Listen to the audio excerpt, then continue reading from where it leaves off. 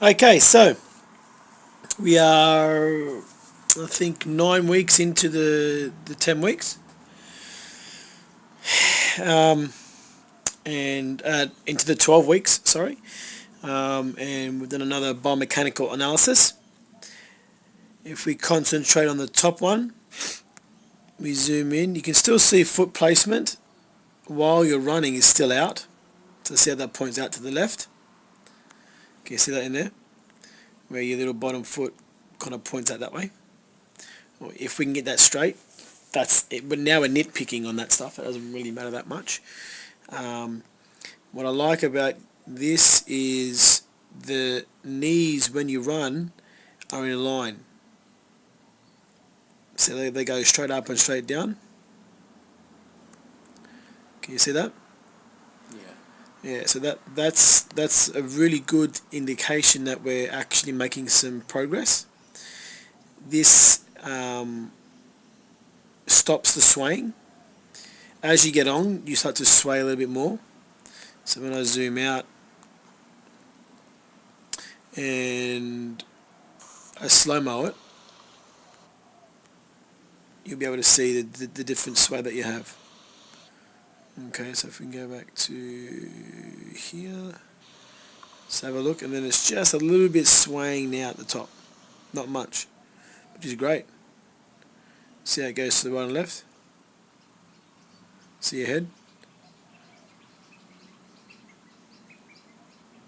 Do you see that? Yeah. Yeah. So that it's good though. Before it was really bad and it was actually right and left, right and left. Now there's little movement at all.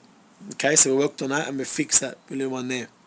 Okay, your arms are the next one out here. So if you can see in there, we want to try and make sure the arm doesn't come out to there and make it go up and down. Okay.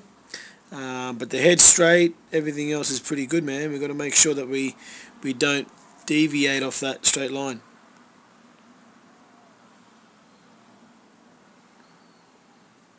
Okay, see how you're bobbing a little bit, which is pretty good, but that's better than what it was before. The arm's in a good place. When they go behind you, notice how that's a straight arm now. Okay, on this side in here, on that side there, it's a straight arm. Okay, but it should be bent. It should be back and down. And we can work on those things. But all in all, it's a big improvement.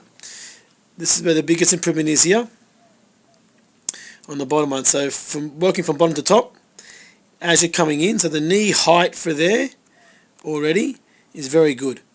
Okay, your toes dorsiflex up the top. Your head's nice and relaxed. There's no tension in it. There's no leaning forward, a hunchback like you were before. You're looking straight ahead, and your arms are in a good position.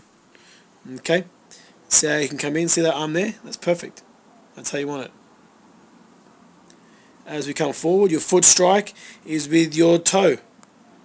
Your foot strikes with your toe. Okay, so it makes it much easier for you to get placement. Bang. You push it forward, now you generate the power to push off next. Okay, the next good thing about the toe standing is that your bottom half doesn't bend that much. Okay, it's almost a straight line, which is very good, and what we're trying to work towards. And that makes you have a nice push off and a nice high knee lift. So all the work we've been doing on the hip flexors with those bands, that's providing you with a different type of strength. So it allows your knee to come up nice and high, so your lower leg can come out and land over here, roughly 2 meter stride length. Okay, it's probably a meter and a bit, meter and a half. We'll measure it the next time. Alrighty. The next thing I want to talk to you about is when you get fatigued, see how this bit in here, your shoulders, start to turn. So you're not facing straight, you're kind of facing towards the left. So we're going to make sure that harbors a sway. Okay. So that knee lift is really good. Like, look at that there. We'll do a comparison to the next one, the first one we did, but it's very hard to get to a straight. Before was down here, right?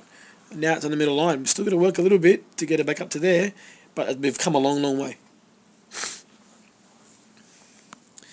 If we're able to now zoom out just a little bit and see the stride gait. So the heel to the bum, we've got to work on that. This is the next facet. So see that gap in there? At the moment, this gap is really, really big from your heel to your bum.